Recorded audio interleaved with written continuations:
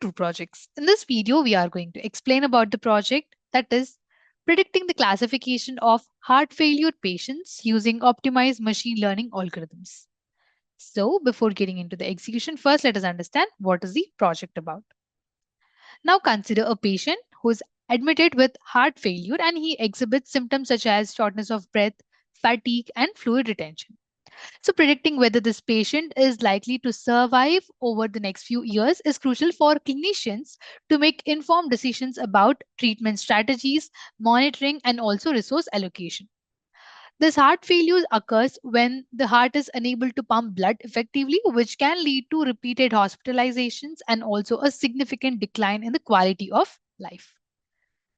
Despite advances in medical care, nearly half of all the patients diagnosed with heart failure do not survive beyond 5 years, emphasizing the critical need for accurate survival prediction.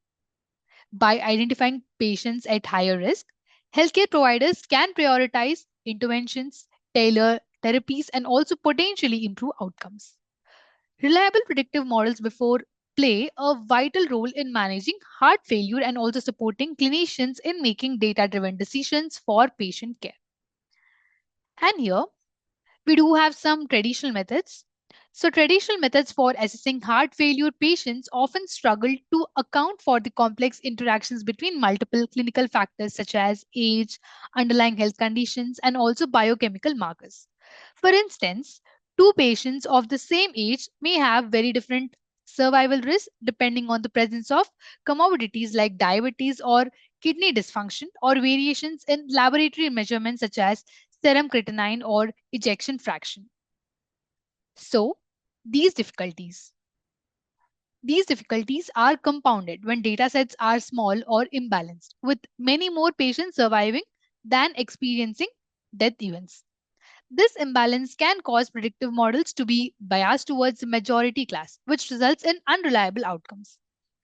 As a result, there is a strong need for a more advanced and accurate predictive approaches that can integrate diverse clinical information, handle data imbalances, and also provide reliable survival predictions, such as tools which would be enabling clinicians to intervene in a timely manner and also improve overall disease management. So, here, the proposed system leverages several machine learning models to predict survival outcomes in patients with heart failure by analyzing their clinical records.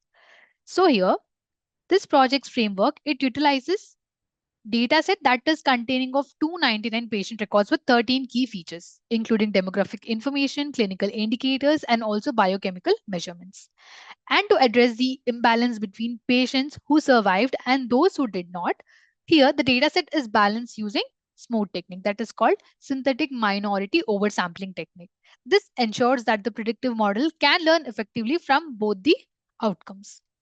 And here, to enhance the model's performance and also the interpretability, feature selection is applied using select k-best technique and also chi-square tests.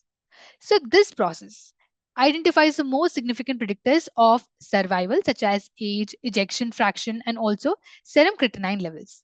By focusing on these critical features, the system not only reduces computational complexity but also provides clearer insights into the factors that are most strongly associated with the patient outcomes, enabling clinicians to make more informed decisions.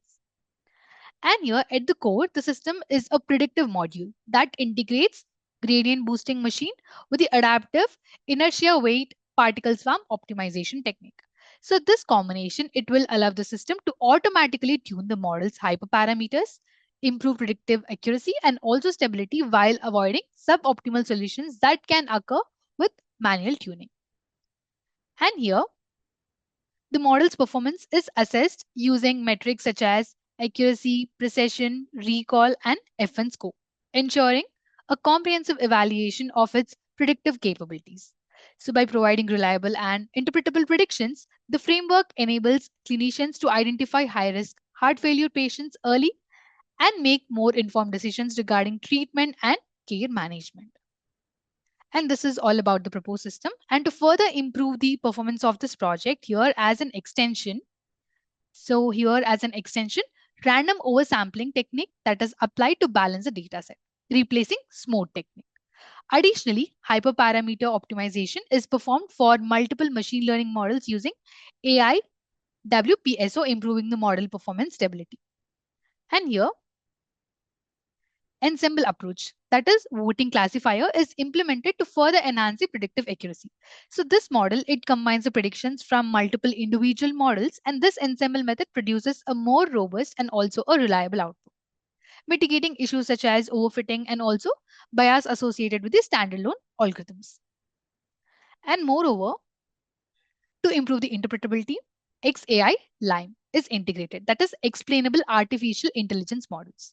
This allows the system to explain the contribution of individual parameters to the predictions. So this provides clinicians with the insights into which factors influence survival outcomes, increasing transparency and also trust in the model.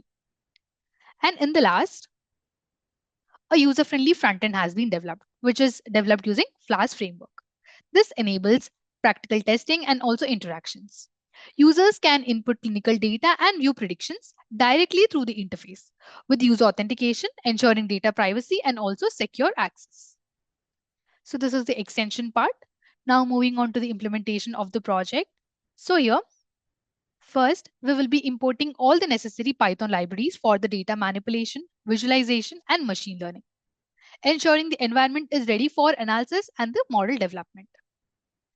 In the next step, the dataset is examined to understand its structure, feature types, and also the target variable, which provides insights to the clinical factors influencing heart failure survival. Then comes the data visualization part. So here, visualizations are created to analyze the distribution of the target values and to explore relationship between using a correlation matrix that helps to identify patterns and also dependencies.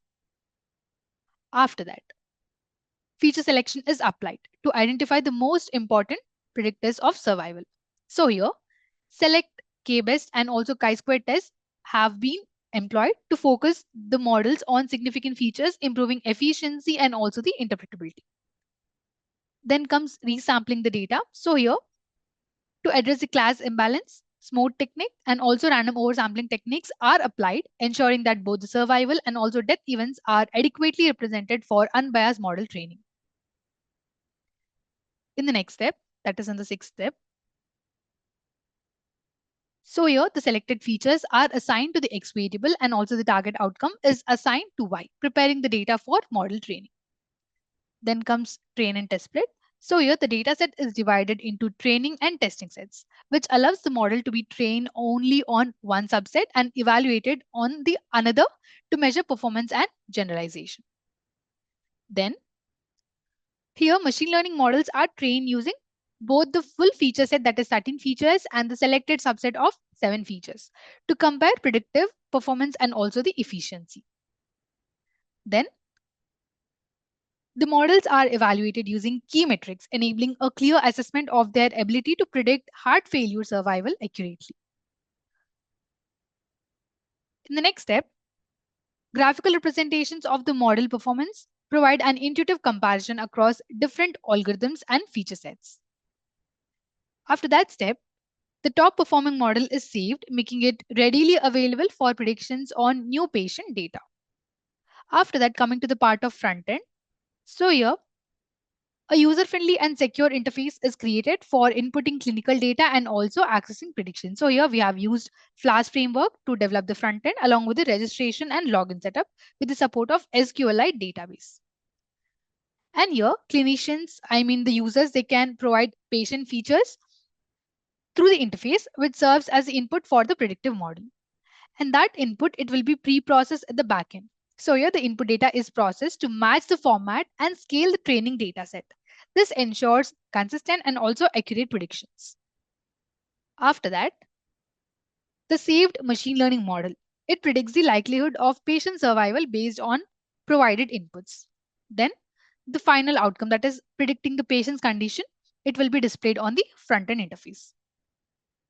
And here, these are the algorithms used in this project. So the first algorithm is random forest with the hyperparameters optimized by AIWPSO, and then the support vector classifier, ADA boost, gradient boosting mechanism, stochastic gradient boosting, that is stochastic gradient descent, and here the extension model, the voting classifier, has been implemented with hyperparameters that are optimized by AI WPSO. To implement this project, we need two kinds of requirements, which are hardware and software. In hardware, we need operating system of Windows, processor of 5 and above, RAM of 8 GB and above, and hard disk of 25 GB and above. Software are application of Anaconda, primary language of Python, front-end framework of Flask, back-end framework of Jupyter Notebook, database of SQLite 3, and front-end technologies are HTML, CSS, JavaScript, and Bootstrap 4. So this is the overview of the project. Now let's execute it. To execute, let's open the code folder of the project. So here we have the files. Let's open it. So let's open the first folder, that is a dataset folder. Here in this file, we have the dataset that is used in this project. Let us open it. That is heart failure clinical records dataset. So here we have the dataset. So these are the independent variables that impact the patient survival rate with the heart disease. So these are the important variables, and this is the outcome variable that we will be predicting. So we will be training the models on all those variables and predicting this particular output variable. So here from these 13 features, so directly we will be doing prediction using these 13 features, and then in another prediction, we will be using chi-square and select k-base techniques to select the important features. So we will be selecting 7 important features out of all these 13 features, and then we will be doing prediction using those 7 features. Let's close this, get back. Here in this model folder, we have the files that contain algorithm information, and that will be loaded into the project code during runtime of the application. And this is the static folder. This folder consists of files related to CSS, JavaScript, and Bootstrap files, which are important for the visual appeal. And here in this templates folder, this folder contains all the HTML pages used in this project. It typically includes files like index.html, about.html, etc., which represent different pages of the website. And here in this test cases file, we have the test cases. So here we have test cases in two separate files. So here we will be doing two types of predictions. One with the 7 features, which are extracted using select k-base and chi-square, and original 13 features. Let's get back. And here this is the app.py file. So this .py file contains the information related to front-end logic. It includes code written in Python that handles server-side operations such as processing user requests, interacting with the database, and generating dynamic content to be rendered in HTML templates. And this is the notebook file. This is a Jupyter notebook file, which contains a combination of code, graphs, and outputs all in one place.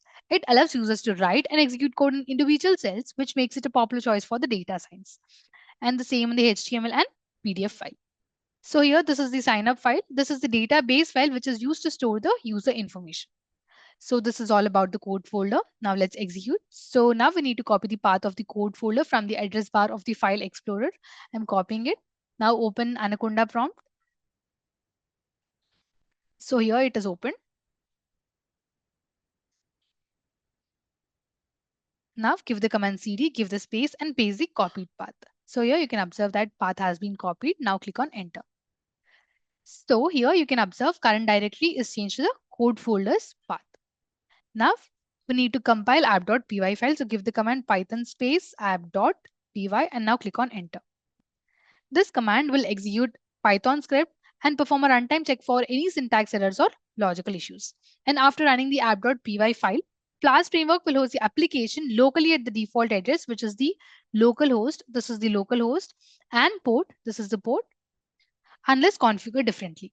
So now we are supposed to copy this local link provided by the Flask framework and paste it in any web browser. I'm copying it. Now open Chrome.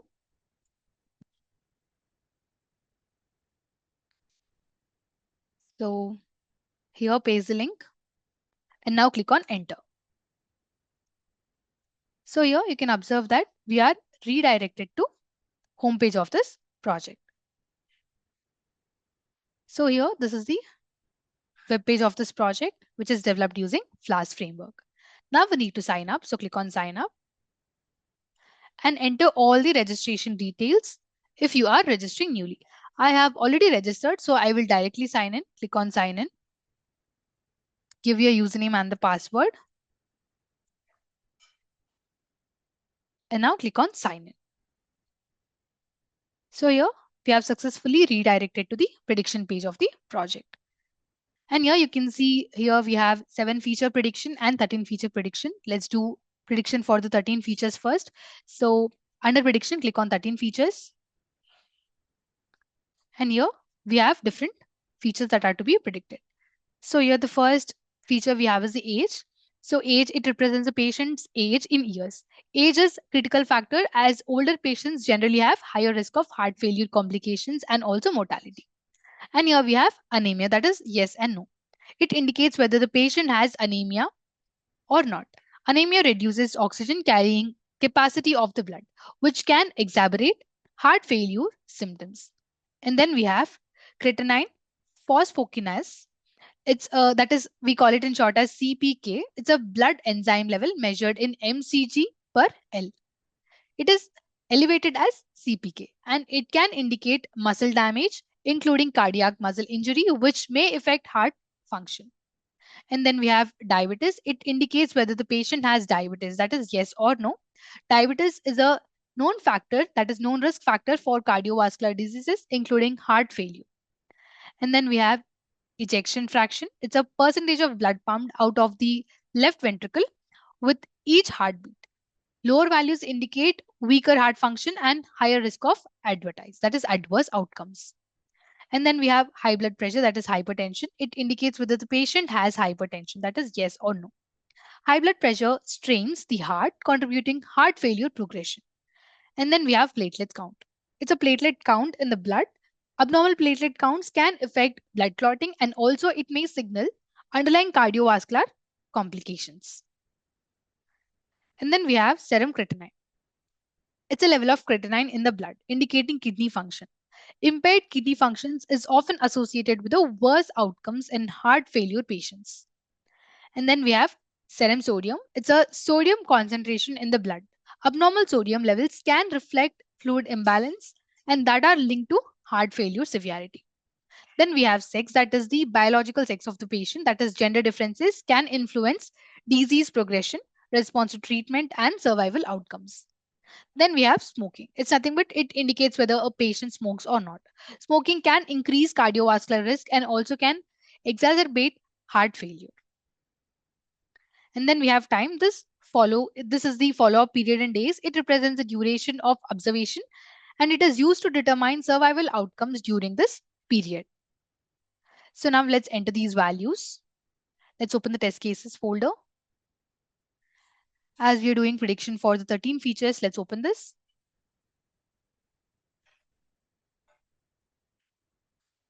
So here, let's start entering them. Here we have two different cases. Just a minute, let's apply filter to it. So now let's apply filter to death event 1. Click on OK. And here, these are the features that we are supposed to give. So let's give the age as 75 and anemia is no. 0 means no. And creatinine is 582 and diabetes is no. 0 means no. So here ejection rate is 20. High blood pressure is yes. 1 means it is yes. Platelet count is 26,000. Sorry, 2,65,000. And then serum creatinine is 1.9. And here we have serum sodium, that is 1.9. No, it is actually 130. And now gender is male. Smoking is no. And time days is 4. Now click on predict risk. So this given information, it will be pre-processed at the backend and then train model. This information will be fed to the train model and then train model will be giving us a prediction. So here you can observe there is high risk of heart failure. So here the analysis indicates a high risk of heart failure. So he has to consult with a healthcare professional immediately for the proper evaluation and treatment. So based on the given data and the train model is predicting that the person has high risk of heart failure. Now let's check with the other case, that is class 0. Apply filter to it. So now let's do the prediction using this one.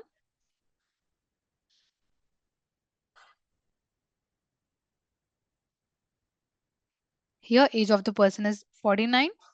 He has anemia and creatinine is 80. diabetes is 30. Sorry, diabetes is no. And ejection is 30. High blood pressure is yes. Platelet count is 4,27,000. And serum creatinine is 1. Serum sodium is 138. Gender is female. And smoking is no. Time days is 12. Now click on predict risk. So here we have the prediction that it is low risk of heart failure. So based on the given information, the application, that is the trained model, is predicting that there is low risk for the heart failure. The analysis suggests that a low risk of heart failure, however, he can continue monitoring his health and maintain regular checkups. So this is with the 13 features. And now let's do prediction with the 7 features. So we have concise features of those 13 features. So here we have age, creatinine, ejection fraction, platelet count, serum creatinine, sodium, and time days. Now let's open that file.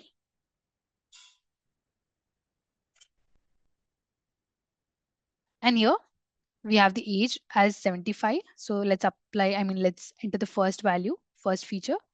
So it is 75, creatinine is 582. And here ejection fraction is 20. Platelets are 2,65,000. Serum creatinine is 1.9. Serum sodium is 130. And time Ds are 4. Now click on predict. So here you can observe with the 7 features, it is predicting that there is high risk of heart failure. Now let's check with the one more case. Click on 7 features. And now let's check with this one. Let's freeze the top row. So let's freeze this row. Or else let's apply filter. Apply filter to class 0. So let's try with this case, where age is 49, creatinine is 80, ejection fraction is 30, platelet count is 4,27,000, and serum creatinine is 138 is the serum sodium, and time days are 12. Now click on predict risk. So here we got the prediction that there is low risk of heart failure. So this is how you need to execute. So now let's check with the graphs. Click on about. And here we have machine learning model analysis. So the first graph, it shows the 7 features sample outcome graph. So this is the 7 feature sample outcome, where this blue line represents no heart failure and this represents heart failure. And similarly, this is for the 13 feature sample outcomes. And here we have heat map, which shows the correlation between variables. So this is for 7 features and this is for 13 features. And here we have accuracy comparison, and this is precision score comparison. So this accuracy is the overall model performance, and this precision is the true positive prediction rate. And here on x-axis we have, all the models that are trained, and on y-axis we have accuracy rate of that particular algorithm. Let's close this. Similarly, we have for precision score, and also we have for recall score, FN score. And here these are the explainable AI models, feature importance graphs. So this is the extension part of this project. This is for 7 features and this is for 13 features. So this is all about the project. Now click on log out. In this way, by using machine learning models for predicting the heart failure, we can easily and also accurately predict the heart failure of the patient. So this is all about the project. Thank you for watching video. For more projects, please visit our website www.trueprojects.in. For updates on latest project videos, please visit True Projects YouTube channel and subscribe.